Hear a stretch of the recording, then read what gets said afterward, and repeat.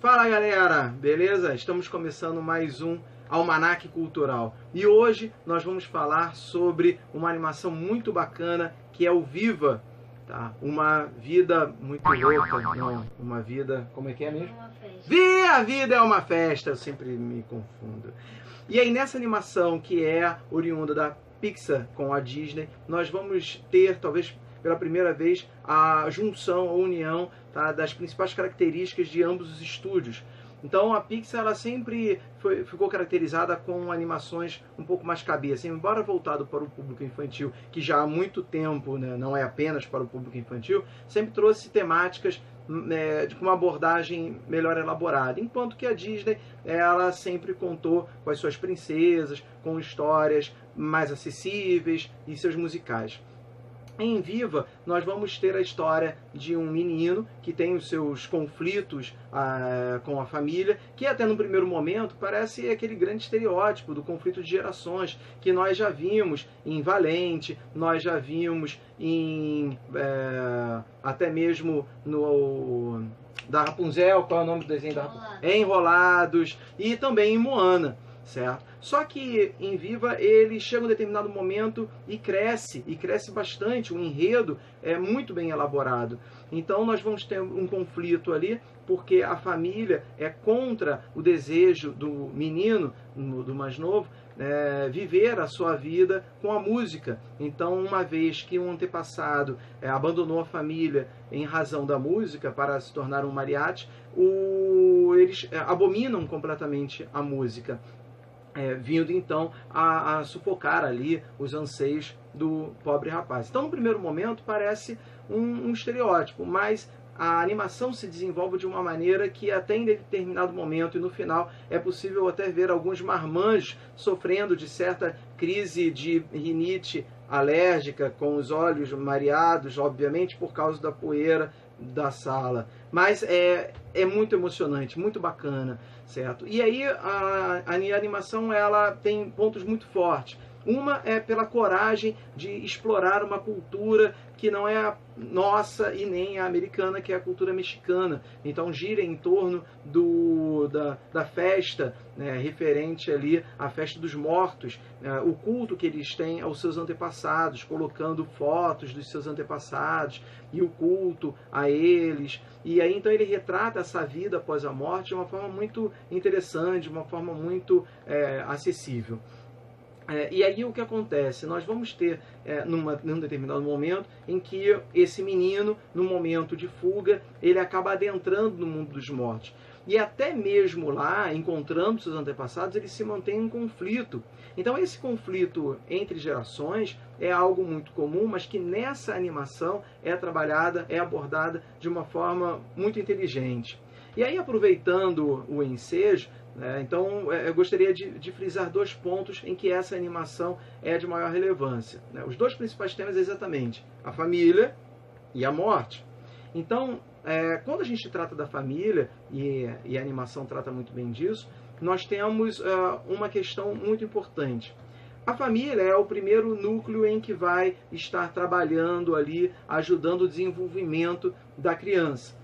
Então a família nos dá segurança, mas a família é a que educa. Nós vamos ter depois escola, a religião, mas é a primeira a levar, né, os principais valores e principalmente definir limites que vai ajudar ali a criança a ter a sua vida adulta depois. E essa questão do limite, nós nos encontramos hoje com problemas sérios. Por quê? Muitas famílias, em razão do seu trabalho, do seu dia a dia, têm dificuldades em impor esses limites, ou então, de forma autoritária, como na animação, impõem o limite sem que haja o diálogo. No primeiro ponto, e que infelizmente nos deparamos hoje, né, em que a família deixa lá as suas crianças com os seus aparelhos eletrônicos, e com isso acaba se tornando mais permissivos, vemos em que essa definição desse limite ela não é muito bem delineada. Então, por exemplo, nós aqui em casa, nós temos a nossa pequena Isadora, né, a nossa ogra, certo? Ei! Aqui, claro, obviamente já melhorou bastante, é a nossa princesinha, a nossa princesa Fiona. Daí, então, o que acontece? Quando ela era pequena, era normal deixar brinquedo pelo chão e fazer bagunça. Existem determinados limites, como que vai gerar um risco à própria criança, que é óbvio. Mas existem aquelas coisas simples em que essa criança ela tem que aprender a lidar com o não, né? E de um modo geral. Então, às vezes, Isadora deixava um brinquedo pelo chão e não catar o brinquedo. Sentar e falar, ó, querida, vamos lá e pega o brinquedo. E ainda que muita má vontade, ela pegava e em algum momento tinha que se pegar o brinquedo e nos dar. Ou então, quando ela queria ir para a escola com um sapato de festa e sentava no chão e queria o sapato de festa, e a gente conversava, sentava, olha, ou você vai descalça ou você vai com o sapato da escola. Só que você chegava na escola e tinham várias crianças com sapatos completamente fora do uniforme, e aí vinha o pai e a mãe falando, olha só, mas é que meu filho, olha só, tem muita vontade própria, uma personalidade, e então não há quem diga não para essa criança. Como? Às vezes é uma criança de 4, 5 anos. Então é importante, até hoje, às vezes a gente sai e eles querem pequenas bobagens e é simplesmente não, você não precisa disso. Então, se não aprendermos a lidar com o não enquanto pequenos, infelizmente a vida vai tratar de fazer isso. Então, além disso, então qual é a questão? É o meio termo. Porque, por outro lado, não podemos ter o não de forma autoritária, sem que haja uma fundamentação. Caso contrário, estaremos na dica musical da aula de hoje, o Sapato 36 do Raul Seixas. Raul Seixas tinha graves problemas com o seu pai, né? E aí, então, nessa letra, procurem no YouTube, Sapato 36, que ele fala, né, eu calço 36, meu pai me dá 37, dói, mas no dia seguinte vai, aperta o meu pé outra vez. Então, o pai e a família impondo algo que vai de encontro ao perfil, à identidade, ao desenvolvimento daquela criança, daquele jovem, daquele ser, certo? Então, o ponto principal, e aí sem spoilers, mas é que a animação vai tratando é o meio termo, é a necessidade do diálogo, da conversa. O outro ponto fundamental da animação e que nos causa certo mal-estar é a morte. Não é de nossa cultura ocidental tratar e conversar e lidar com naturalidade esse tema. Diferente da cultura mexicana, em que a morte é um momento de celebração. Ninguém ali chora simplesmente, né, os seus mortos. O que seria até, a meu ver, e aí apenas levantando para reflexão, um ato de egoísmo.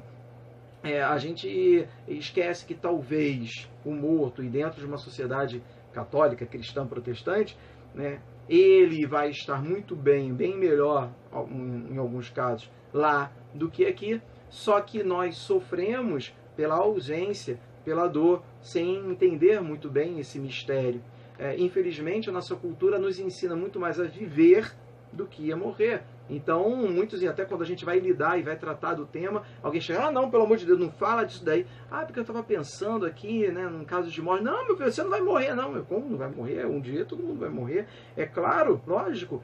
Então, é algo, sim, que exige um debate, um diálogo, certo? Sobre a desmistificação da morte, por um viés religioso ou não. E essa animação faz isso de uma forma fabulosa, de uma forma acessível, alegre e muito bacana. Ok? E aí, com isso, então, espero que tenham gostado da dica de hoje. E eu encerro dedicando esse vídeo ao meu avô, bisavô das crianças, seu Ciro, que voltou para casa, né, partiu na semana passada. E assim como no vídeo tradicional, né, eu trago aqui a fotinha dele, galã de cinema, né, para ficar em nossas memórias, deixar aqui com a gente, certo?